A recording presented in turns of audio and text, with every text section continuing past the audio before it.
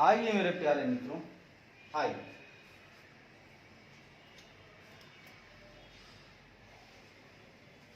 हम लोग non adjusting events तक पढ़ चुके हैं। ठीक है, अब हम चलेंगे टू टाइप्स ऑफ थे। हम लोगों ने टू टाइप्स पढ़ लिया है। अब हम लोग आगे बढ़ेंगे मित्रों, एकदम देहाती भाषा में चलेंगे, कोई दिक्कत वाली बात नहीं है, एकदम देहाती भाषा, एकदम देहाती भाषा में चलेंगे।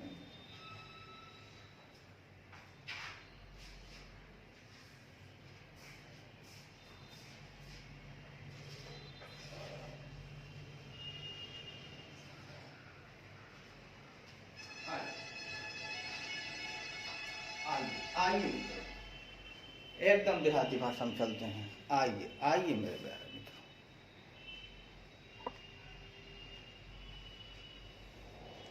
एकदम देहाती भाषा में चलते हैं। आइए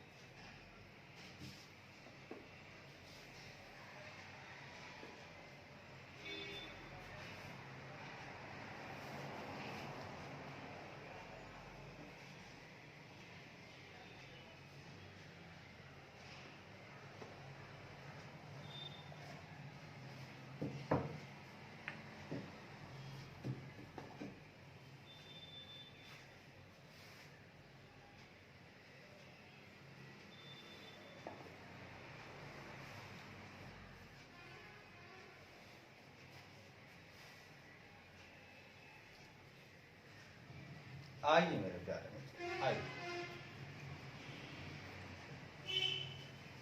आइए।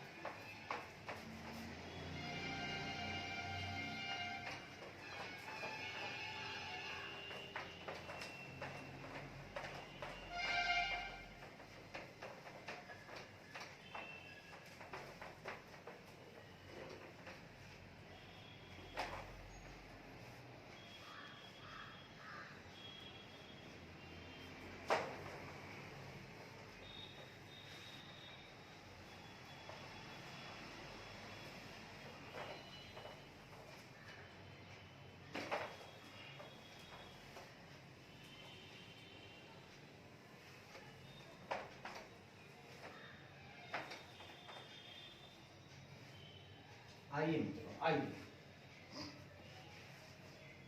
जैसा कि हम लोग पढ़ रहे हैं मित्रों, हम लोग अभी पढ़ रहे हैं चैप्टर 1। क्या पढ़ रहे हैं मित्रों? हम लोग पढ़ रहे हैं अभी लोग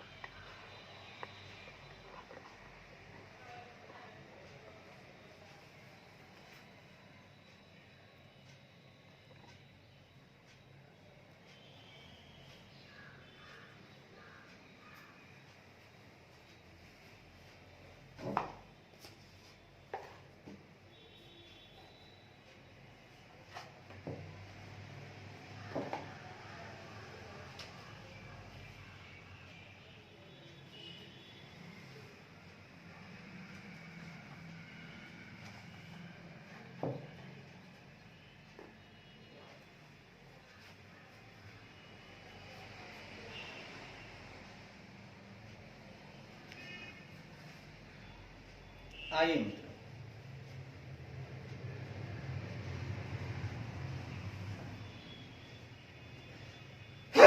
सॉरी,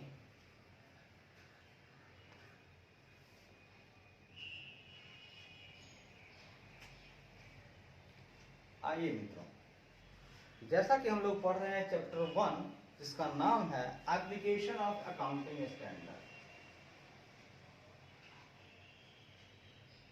एप्लीकेशन ऑफ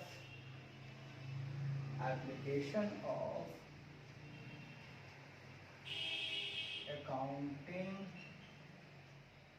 स्टैंडर्ड। इसमें आज हम चर्चा करेंगे मित्रों एडजस्टिंग इवेंट्स को लेकर। किसको लेकर चर्चा करेंगे मित्रों?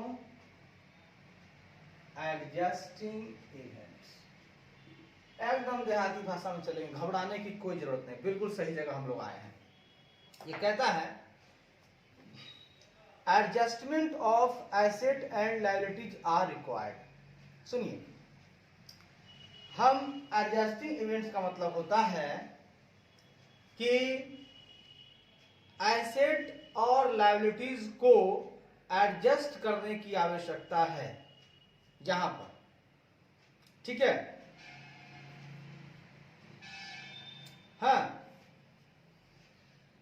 ठीक है, एसेट्स एंड लायबिलिटीज को एडजस्टमेंट करने की आवश्यकता है। एसेट्स एंड लायबिलिटीज, क्योंकि बैलेंस शीट में यही दो होता है इवेंट्स यही दो इवेंट्स होता है, एसेट एंड लायबिलिटीज।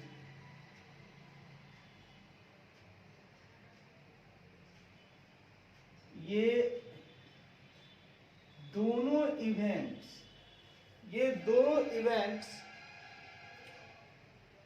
जो बैलेंस शीट डेट के बाद अकर्ड हुए हैं, दोनों इवेंट जो बैलेंस शीट डेट के बाद अकर्ड हुए हैं, बैलेंस शीट डेट के बाद, एसेट एंड लायबिलिटी, ये दोनों इवेंट्स जो बैलेंस शीट डेट के बाद अकर्ड हुए हैं, उन्हें एडजस्टमेंट करने की आवश्यकता है। उन्हें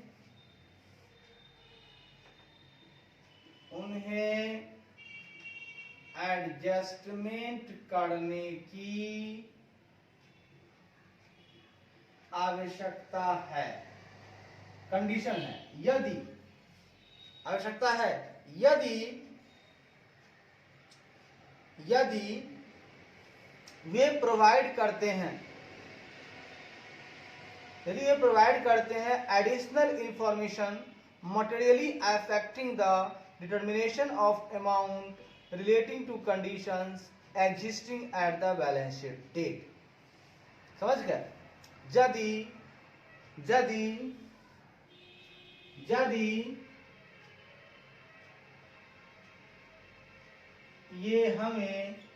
ये दोनों इवेंट्स जो बैलेंस शीट के बाद अकर्ड हुए हैं उन्हें एडजस्टमेंट करने की आवश्यकता है, यदि ये इवेंट्स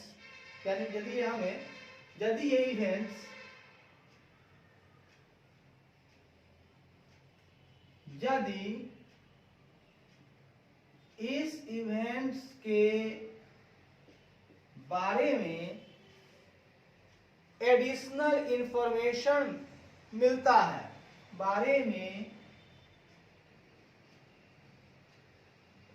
एडिशनल इंफॉर्मेशन मिलता है कि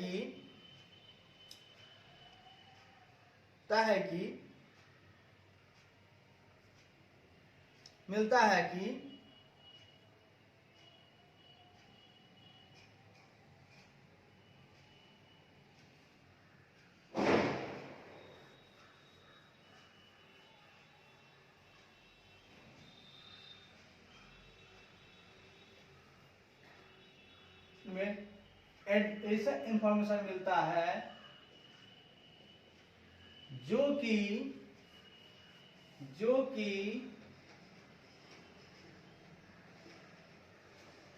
कि मटेरियली अफेक्ट कर रहा है, जो कि मटेरियली अफेक्ट कर रहा है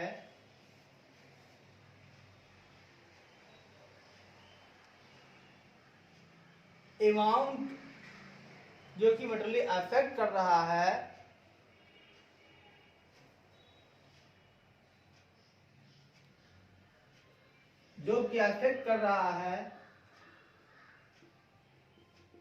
अमाउंट के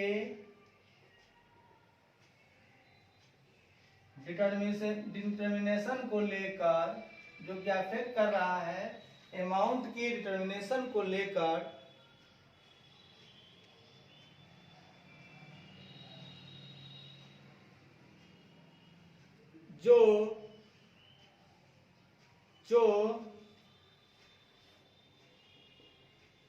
जो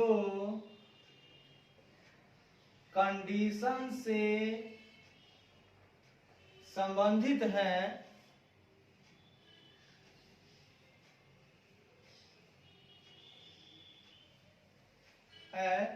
वह बैलेंस शीट डेट पर एग्जिस्ट कर रही है। वो बैलेंस शीट डेट पर एग्जिस्ट कर रही है। देखिए क्या कहना चाहता है, ये कहना चाहता है कि वैसा एसेट एंड लायबिलिटीज है, ये दोनों इवेंट्स जो बैलेंस शीट डेट के बाद अकर्ड हुए हैं, उन्हें एडजस्टमेंट करने की आवश्यकता है यदि इस इवेंट्स के बारे में एडिशनल इंफॉर्मेशन मिलता है जो कि मटेरियल अफेक्ट करता है इसके अमाउंट के डिटर्मिनेशन को लेकर, इसके अमाउंट के डिटर्मिनेशन को लेकर इस अमाउंट के डिटर्मिनेशन को लेकर कंडीशन, जो कंडीशन से संबंधित है, डिटर्मिनेशन के कंडीशन से संबंधित है, वह बैलेंस शीट डेट पर एग्जिस्ट कर रही है। बात पूरा समझिएगा, फिर सुनाता है। Adjustment of asset and liability are required for events occurring after the balance sheet date that provide additional information and materially affect the determination of the amount related to the condition existing at the balance sheet date। मतलब कि भैया condition जो है वो balance sheet date पर exist कर रही है, अमाउंट के डिटर्मिनेशन को लेकर से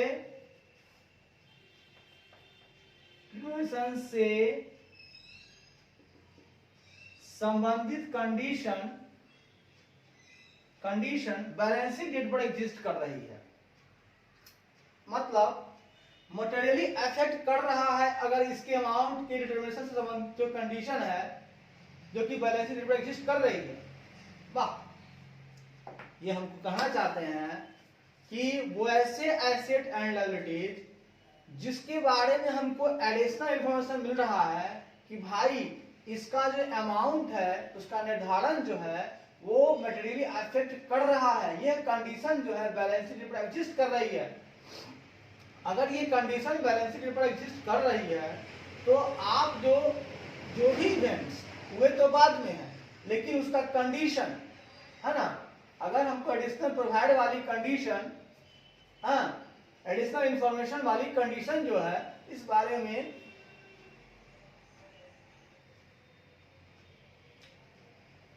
एडिशनल इंफॉर्मेशन मिलता है, भैया इसका मटेरियली अफेक्ट हो रहा है, तो amount of determination balance sheet पर एग्जिस्ट कर रही है, तो आप इसको क्या करेंगे, एडजस्ट करेंगे। फिर से सुनिएगा, ये कहना चाहता है मित्रों, ये क्या कहना चाहता है सुनिएगा। ये कहना चाहता है कि एसेट एंड लायबिलिटीज को हमको एडजस्ट करना होगा यदि इवेंट्स को एडजस्टमेंट करने की आवश्यकता है। किसको, एसेट एंड लायबिलिटीज को एडजस्टमेंट करने की आवश्यकता है यदि इवेंट्स जो ऐसे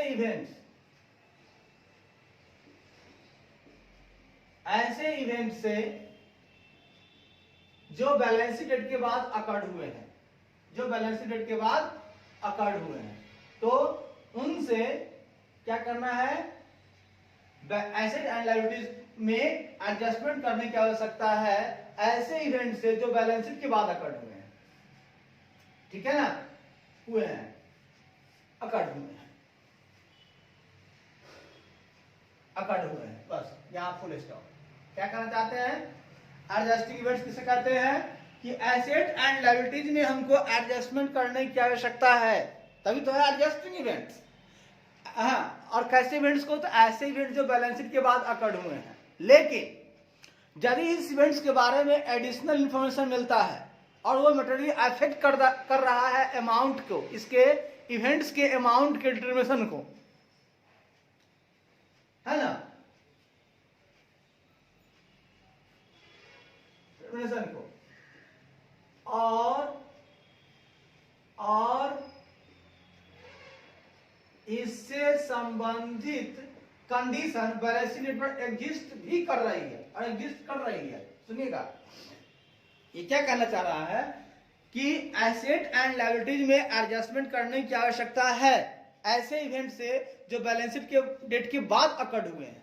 वाह, क्योंकि इस इवेंट्स के बारे में एडिशनल इंफॉर्मेशन मिलता है जो कि मटेरियली अफेक्ट कर रहा है इसके अमाउंट के डिटरमिनेशन को, कर रहा है कि जो अमाउंट का डिटरमिनेशन है उसके बारे में एडिशनल इंफॉर्मेशन मिल रहा है, मटेरियल अफेक्ट कर रहा है, और इससे संबंधित जो कंडीशन है बैलेंस शीट पर एग्जिस्ट कर रही है, कंडीशन हमको मिल रहा है ऐसा कि भैया इसको मटेरियली अफेक्ट किया जा रहा है। जब मटेरियल अफेक्ट किया जा रहा है तो आप एसेट एंड लायबिलिटीज को एडजस्ट कीजिए उसमें, क्योंकि अफेक्ट कर रही है तो हमको रुकने की जरूरत नहीं है, हमको उस इफेक्ट को डालना होगा हमारे इसी बैलेंस शीट में, हमको डालना होगा, भले ही बैलेंस शीट के बाद वैसे इवेंट्स हुए हैं, लेकिन चूंकि उसके बारे में हमको कंडीशन मिल रहा है, एग्जिस्ट कर रहा है कि भैया उसका अमाउंट जो हम निर्धारण कर रहे हैं वो मटेरियली अफेक्ट कर रहा है, तो हमको एडजस्ट करना होगा। चलिए आप सुनिएगा, फॉर एग्जाम्पल अब हम एक उदाहरण देंगे आपको साहब, एक हम उदाहरण देंगे, समझ में आ गया आपको कि भैया एसेट एंड लायबिलिटीज को हमको एडजस्ट करने की आवश्यकता है यदि हमको कोई ऐसा अमाउंट मिल रहा है और उसके लिए जो कंडीशंस है वो कंडीशंस बैलेंस शीट पर एग्जिस्ट कर रही है, और कंडीशन यह है कि भैया उसका अमाउंट जो है मटेरियली अफेक्ट हो रहा है बैलेंस शीट पर। तो जब बैलेंस शीट पर हो रहा है इफेक्ट, तो भले ही अकर्ड हुआ है बैलेंस शीट के डेट के बाद, लेकिन फिर भी उसको हमको एडजस्ट करना होगा साहब। अब जैसे एग्जांपल देखते हैं, उदाहरण, एन एडजस्टमेंट में बी मेड, हमको एडजस्टमेंट करना चाहिए, हम एडजस्टमेंट कर सकते हैं उस लॉस के लिए जो ट्रेडिशनल, लिखिएगा, ट्रेड रिसीवेबल अकाउंट पर हुए लॉस के लिए, किस पर, ट्रेड रिसीवेबल अकाउंट, ट्रेड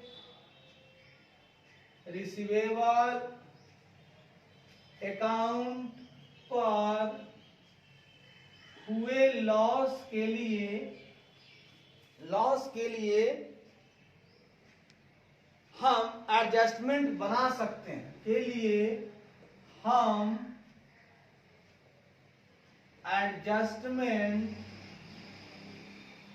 हम एडजस्टमेंट बना सकते हैं, ठीक है ना, एडजस्टमेंट बना सकते हैं यदि कंफर्म हो जाता है, confirm by the insolvency of a customer, ठीक है, जो कि हम ऐड कर सकते हैं, हम ट्रेड रिसीवेबल अकाउंट पर हुए लॉस के लिए हम एडजस्टमेंट बना सकते हैं जो कि बैलेंस शीट डेट के बाद अकर्ड हुए हैं, जो कि बैलेंस शीट डेट के बाद अकर्ड हुए हैं, बैलेंस शीट डेट के बाद अकर्ड हुए हैं, उस लॉस के लिए हम एडजस्टमेंट बढ़ा सकते हैं यदि कस्टमर्स के इंसॉल्वेंसी जो कि यदि यह पहले ही कस्टमर्स की स्पॉन्सर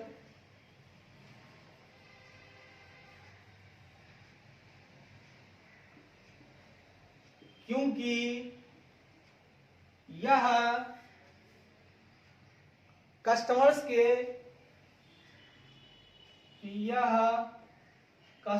के इंसॉल्वेंसी द्वारा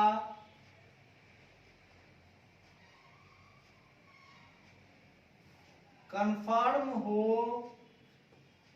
जाता है।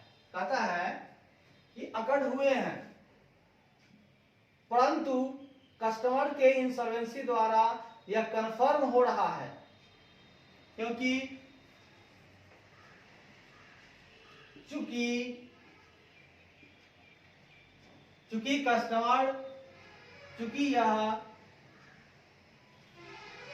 यह कस्टमर के इंसॉल्वेंसी द्वारा कंफर्म हो रहा है।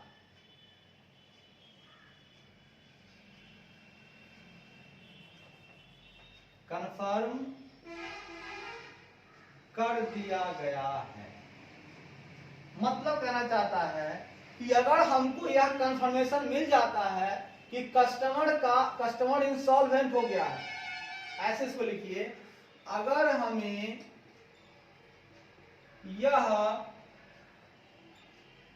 कंफर्म हो जाता है कि हमारा कस्टमर इंसॉल्वेंट हो गया है, तो भले ही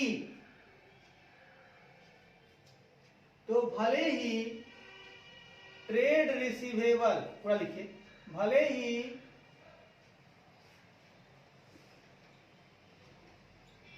ही ट्रेड रिसीवेबल का लॉस बैलेंस शीट डेट के बाद अकर्ड हुए हैं, फिर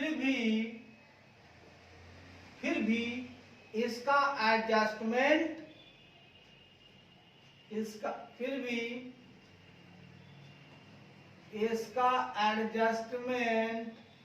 हम बैलेंस शीट में कर सकते हैं। सुनिएगा क्या कहना चाहता है मित्रों, एकदम गौर से। हम कहना चाहते हैं मित्रों कि लॉस हुआ है, बहुत अच्छी बातें हैं कि लॉस तो हुआ है साहब, लेकिन प्रॉब्लम यहाँ ये उठ रहा है कि इस लॉस से पहले ही हमको पता चल गया था कि कस्टमर इंसॉल्वेंट हो गया है। तो भैया जब कस्टमर इंसॉल्वेंट हो गया है तो इस बात को आप बैलेंस शीट में दिखा दो, क्योंकि पहले ही कंडीशन मिल गया, कंडीशन तो एग्जिस्ट कर गया बैलेंस शीट डेट पर ही कि भैया कस्टमर हमारा इंसॉल्वेंट है। जब कस्टमर इंसॉल्वेंट है तो पैसा देगा नहीं, पैसा नहीं देगा तो लॉस बुक करो ना। ये कह रहा है कि आपको एडजस्ट करना होगा यदि कोई एडिशनल कंडीशन आपको बैलेंस शीट डेट पर एग्जिस्ट कर जा रही है, उसके बारे में पता है। तो बाद में इंसॉल्वेंट हुआ है, लेकिन पहले तो पता था, बाद में लॉस हुआ है, लेकिन पहले तो इंसॉल्वेंट हुआ है, पता है हमको इंसॉल्वेंट है, पैसा देगा नहीं, लॉस होगा ही होगा। तो इस तरह से हम लोग एडजस्ट करेंगे। तो ऐसे एसेट लायबिलिटीज में एडजस्टमेंट करने की आवश्यकता है ना। ऐसे एसेट एंड लायबिलिटीज में एडजस्टमेंट की आवश्यकता है ऐसे इवेंट से जो बैलेंस शीट के बाद अकर्ड हुए हैं, माने कि बैलेंस शीट के बाद अकर्ड होने वाले इवेंट से एसेट एंड लायबिलिटीज को एडजस्टमेंट करने की आवश्यकता है। ठीक है, बैलेंस शीट के बाद अकर्ड हुए इवेंट से एसेट एंड लायबिलिटीज में एडजस्टमेंट करने की आवश्यकता है, क्योंकि इस इवेंट के बारे में एडिशनल इंफॉर्मेशन हमको बैलेंस शीट पर मिल रहा है। क्या मिल रहा है कि भैया उसका अमाउंट जो है वो मटेरियली अफेक्ट हो रहा है, तो अमाउंट डिटरमिनेशन जब अफेक्ट कर रहा है तो हमको तो एडजस्ट करना होगा उसको। और वही बात हमने बताया कि अगर हमें यह कंफर्म हो जाता है कि कस्टमर इंसॉल्वेंट हो गया है, कहां कंफर्म हो जाता है? बैलेंस शीट डेट पर। अगर हमें यह कंफर्म हो जाता है बैलेंस शीट डेट पर कि हमारा कस्टमर इंसॉल्वेंट हो गया है, तो भले ही trade receivable loss balance sheet के बाद अकर्ड हुआ है, फिर भी इसका एडजस्टमेंट बैलेंस शीट में करना चाहिए, कर सकते हैं। चलिए, इस बात को हम लोग भली भांति समझ गए मित्रों। अब चलते हैं हम लोग नॉन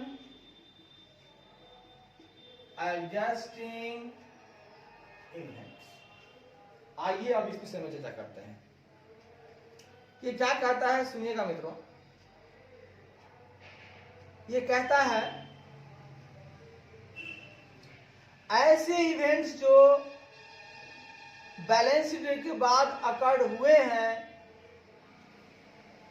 ऐसे इवेंट्स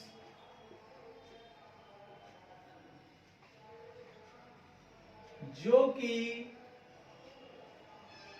बैलेंस शीट डेट के बाद अकर्ड हुए हैं, इनसे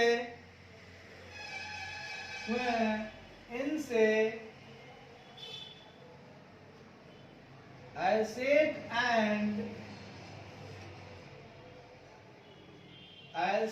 एंड लायबिलिटीज को एडजस्टमेंट करना, इससे करना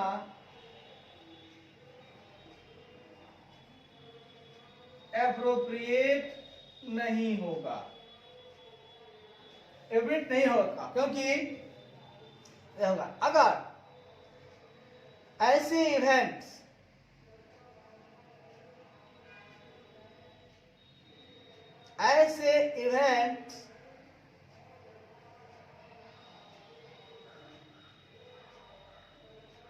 के लिए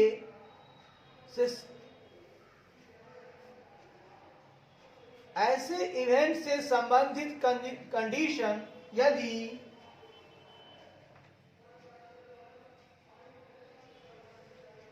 इस इवेंट से संबंधित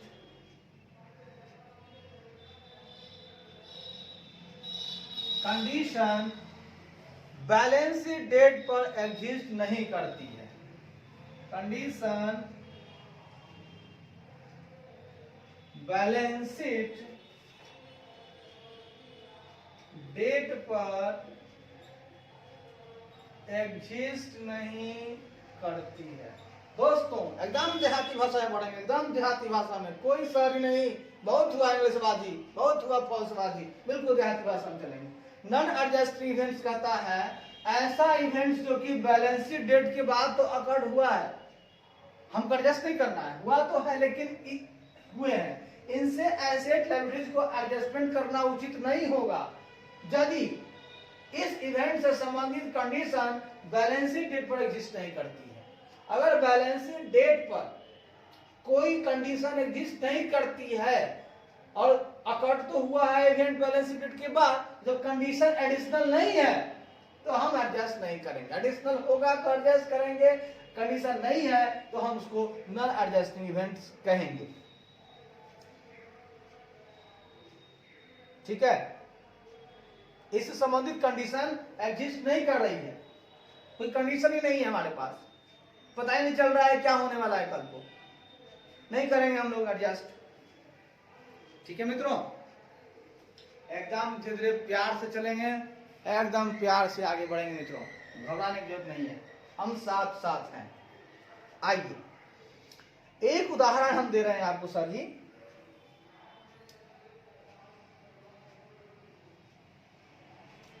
एक उदाहरण है कि इन्वेस्टमेंट का मार्केट वैल्यू डिक्लाइन, घट रहा है। उदाहरण हम दे रहे हैं आपको, सुनिएगा मित्रों। उदाहरण है इन्वेस्टमेंट का मार्केट वैल्यू डिक्लाइन कर रहा है, क्या हो रहा है,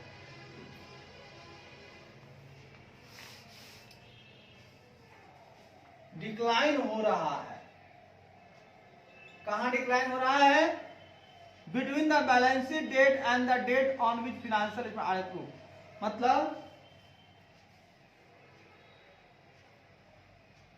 इन्वेस्टमेंट का मार्केट में डिक्लाइन हो रहा है इन दो डेट के बीच। कौन कौन डेट, बैलेंस शीट डेट और बैलेंस शीट डेट और ऐसा डेट जिस पर तथा फाइनेंशियल स्टेटमेंट को और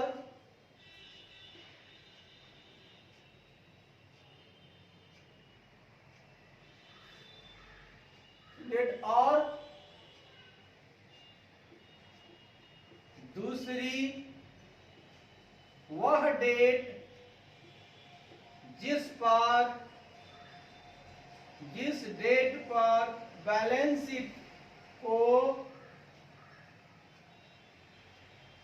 अप्रूव्ड किया जाता है। मतलब ये दो डेट है, बैलेंस शीट डेट के बाद हुआ और दूसरा डेट है जिस डेट पर बैलेंस शीट को अप्रूव किया जाता है ना, दो डेट के बीच। तो एक हो गया आपका बैलेंस शीट डेट और दूसरा वह डेट जिस डेट पर बैलेंस शीट को अप्रूव किया जाता है, ठीक है ना। तो दो डेट हम ले लिए, पहला डेट कौन सा है, बैलेंस शीट वाला, और दूसरा डेट है बैलेंस शीट को जो अप्रूव हम करते हैं वो डेट। और इन दो डेट के बीच क्या हो रहा है कि इन्वेस्टमेंट का मार्केट वैल्यू घट रहा है। तो भैया हमको पहले से कहां कोई कंडीशन मिल रहा था कि हाँ भाई डिक्लाइन होने वाला है, क्योंकि वो तो मार्केट वैल्यू है, कल भी बढ़ सकता है घट सकता है, इसके लिए कोई कंडीशन पहले से कहां एग्जिस्ट कर पाएगा। तो चूंकि इन्वेस्टमेंट के लिए जो मार्केट वैल्यू है वो घट रहा है बैलेंस शीट के बाद, तो हम इसे एडजस्ट नहीं करेंगे, यह एक हमारा नॉन एडजस्टिंग इवेंट्स होगा, ठीक है ना।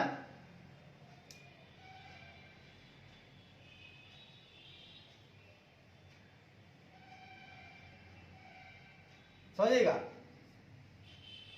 साधारणतः जो मार्केट वैल्यू में फ्लक्चुएशंस है वो नॉर्मली कंडीशन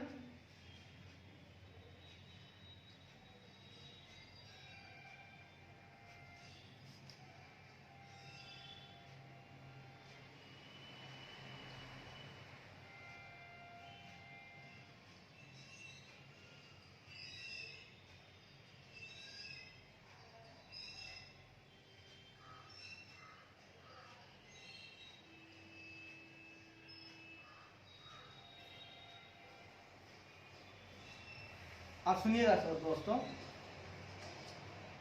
अगर कोई ऑर्डिनरी फ्लक्चुएशन है मार्केट वैल्यू में,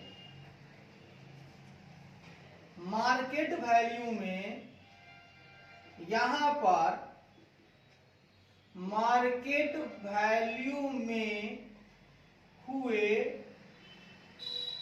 ऑर्डिनरी फ्लक्चुएशंस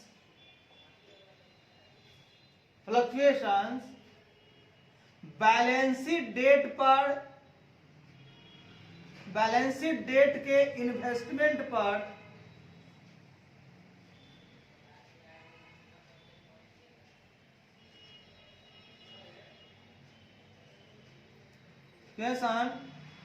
नॉर्मली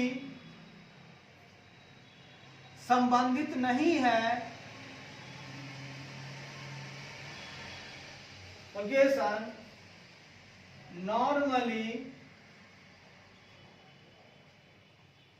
नॉर्मली उस कंडीशन से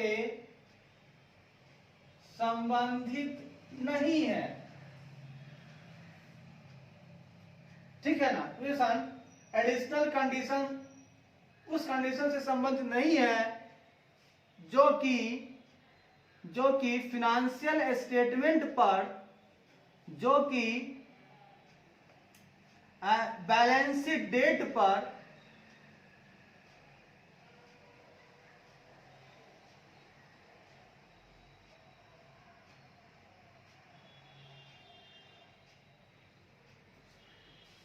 नहीं है, जो कि नॉर्मली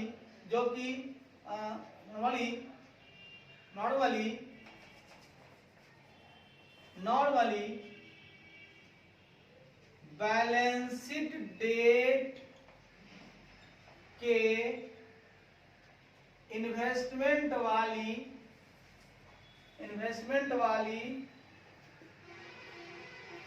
कंडीशन से संबंधित नहीं है। देखिएगा, मार्केट वैल्यू में जो ऑर्डिनरी फ्लक्चुएशन हुआ है वो नॉर्मली बैलेंस शीट डेट के इन्वेस्टमेंट वाली कंडीशन से संबंधित नहीं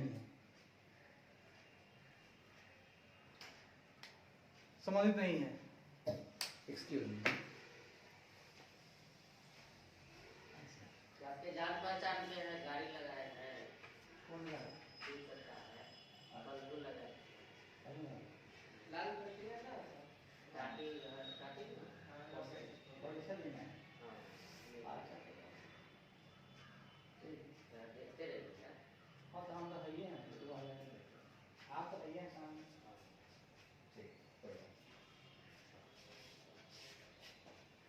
तो आइए मित्रों, ये कहना क्या चाहते हैं सो सुनिएगा। यहां पर मार्केट वैल्यू में ऑर्डिनरी फ्लक्चुएशन हो रहा है, जो कि नॉर्मली बैलेंस शीट डेट के इन्वेस्टमेंट वाली जो कंडीशन है उससे संबंधित नहीं है। हाँ,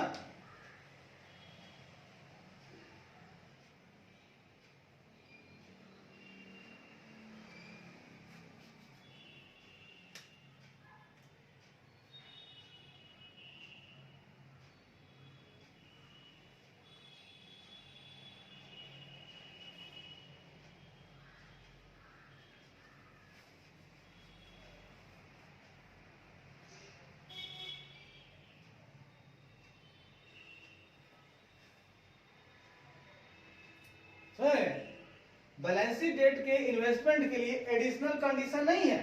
हमको कोई एडिशनल कंडीशन कहां मिल रहा है इन्वेस्टमेंट के लिए बैलेंस शीट डेट पर, इसलिए इसको हम लोग एडजस्ट नहीं करेंगे मित्रों। एडजस्ट क्या करेंगे? नहीं करेंगे, ठीक है। लेकिन reflect circumstances which have occurred in the following period, लेकिन उन परिस्थितियों को हम लोगों को प्रतिबिंबित करना होगा, लेकिन उन सर्कमस्टांसेस को प्रतिबिंबित करना होगा जो कि इन दोनों डेट के जो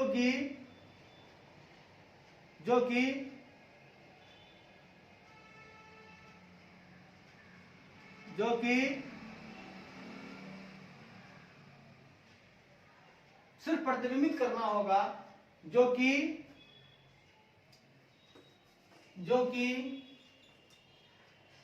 ऊपर दिए गए दोनों डेट के बीच अकॉर्ड हुए हैं। साहब सुनिएगा, यहां पर मार्केट वैल्यू में हुए ordinary fluctuations normally balance sheet date के इन्वेस्टमेंट वाली कंडीशन से संबंधित नहीं है ना, कोई कंडीशन संबंधित नहीं है, लेकिन उन सर्कमस्टांसेस को प्रतिबिंबित करना होगा जो कि ऊपर दिए गए दोनों डेट के बीच अकॉर्ड हुए हैं। यानी कि कौन सा डेट है दोस्तों? यहाँ एक बैलेंस शीट डेट और दूसरी डेट जिस पर बैलेंस शीट को अप्रूव किया था। सिर्फ हमको प्रतिबिंबित करना होगा, कुछ करना नहीं है, एडजस्ट नहीं करना है। अब आगे बढ़ते हैं मित्रों, एकदम प्यार से पढ़ेंगे, एकदम देहाती भाषा में पढ़ेंगे, तो खड़े करेंगे पूरे तो फिर हम लोग आगे बढ़ेंगे। आप सुनिएगा मित्रों,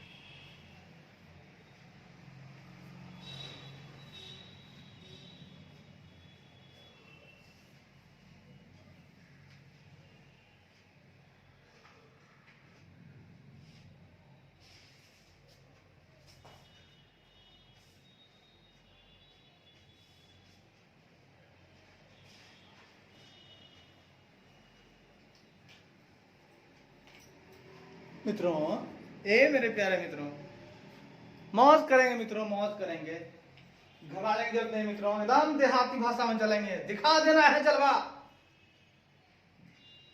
बिहार बोर्ड के बच्चों में इतनी है ताकत, मत डराओ इंग्लिश से, हमें मत डराओ इंग्लिश से। हिंदुस्तानी हूं, हिंदी भाषा का सम्मान करता हूं, हिंदी में ही तोड़ तोड़ जवाब दूंगा, तोड़ तोड़ जवाब दूंगा। आइए मित्रों, अब हम बात करेंगे events occurring after the balance sheet date which do not affect the figure stated in the financial statement. कहता है जो इवेंट्स बैलेंस शीट डेट के बाद अकर्ड हुए हैं। आइए मित्रों, हम अभी चर्चा कर रहे हैं नॉन एडजस्टिंग के बारे में, आगे बढ़ रहे हैं। ऐसे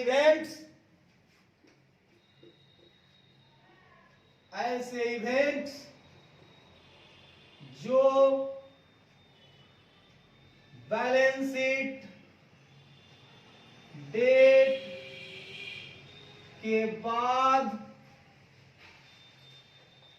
अकर्ड हुए हैं। सुनिएगा मित्रों, ऐसे इवेंट्स जो बैलेंस शीट डेट के बाद अकर्ड हुए हैं वे प्रभावित नहीं कर सकते हैं, वे प्रभावित नहीं कर सकते हैं, वे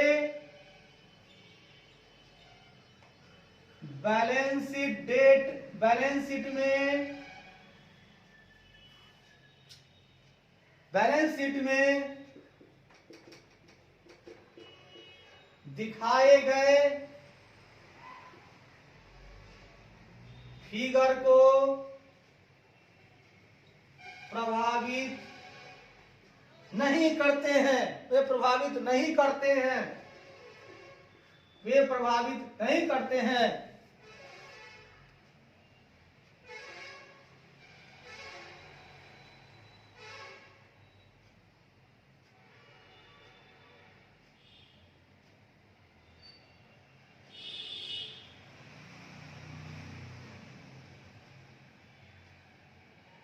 नहीं करते हैं, अतः तो मैं कहना चाहता हूं मित्रों कि ऐसे इवेंट्स जो बैलेंस शीट डेट के बाद अकर्ड हुए हैं वे बैलेंस शीट में दिखाए गए फिगर को प्रभावित नहीं करते हैं, अतः इनका साधारणतः बैलेंस शीट में डिस्क्लोज करने की आवश्यकता नहीं होगी। यद्यपि इनका वैसा महत्व हो सकता है कि जिससे फाइनेंशियल स्टेटमेंट के यूजर प्रॉपर इवैल्यूएशन और डिसीजन लेते हैं। अगर भैया यूजर्स प्रॉपर इवैल्यूएशन और डिसीजन लेते हैं तो हम इस बैलेंस शीट के बाद हुए इवेंट्स के अकरिंग को हम लोग दिखा सकते हैं, डिस्क्लोज कर सकते हैं अप्रूविंग अथॉरिटी के रिपोर्ट में। कहां कर सकते हैं? अप्रूविंग अथॉरिटी के रिपोर्ट में डिस्क्लोजर करने की आवश्यकता पड़ेगी मित्रों। ओके मित्रों, थोड़ा ब्रेक लेते हैं, थोड़ा सा। धन्यवाद।